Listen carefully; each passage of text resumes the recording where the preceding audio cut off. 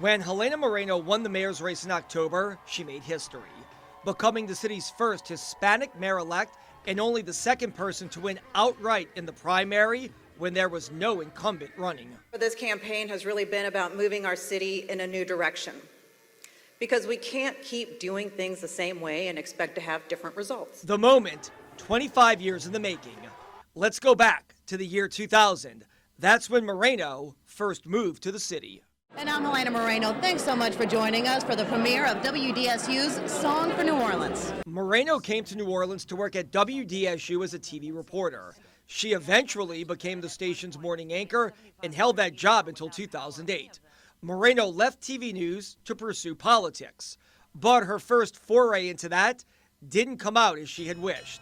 That year, Moreno ran for Louisiana's 2nd congressional district seat, barely losing a party primary race to embattled incumbent Bill Jefferson. Jefferson eventually lost in the general election to Republican Joseph Gow. But I want to thank my family and my friends. I have such amazing support. But that loss didn't end her political career. It jump-started it.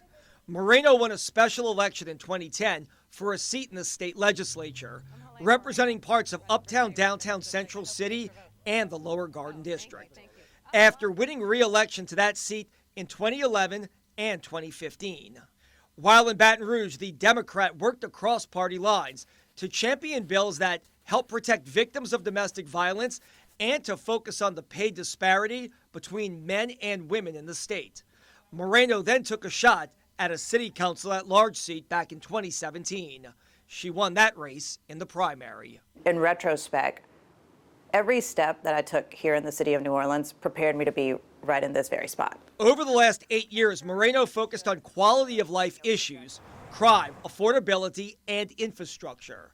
She also towed party lines on national issues like immigration and abortion and served as a delegate from the state for presidential nominee Kamala Harris. And Moreno didn't shy away from taking a tough stance with Mayor LaToya Cantrell, challenging Cantrell on issues like travel, hires, and the budget.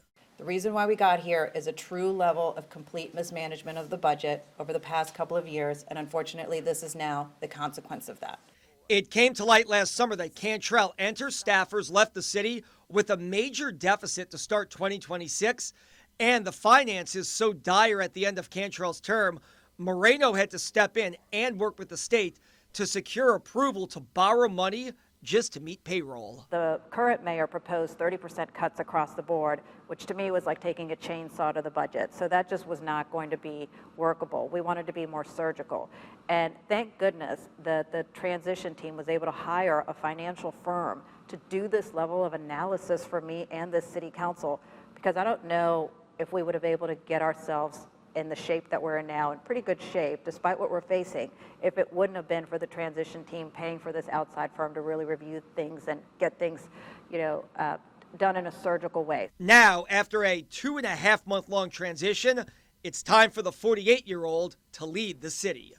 Born and raised in Mexico, Moreno's family moved to Houston, Texas when she was a small child, and she later graduated from SMU. And while Mexico and Texas are where she was raised, the mayor-elect will tell anyone New Orleans is where she grew. A city she says has her heart, and now one she will soon lead. I really hope that you are not weary, because the hard work is actually just ahead.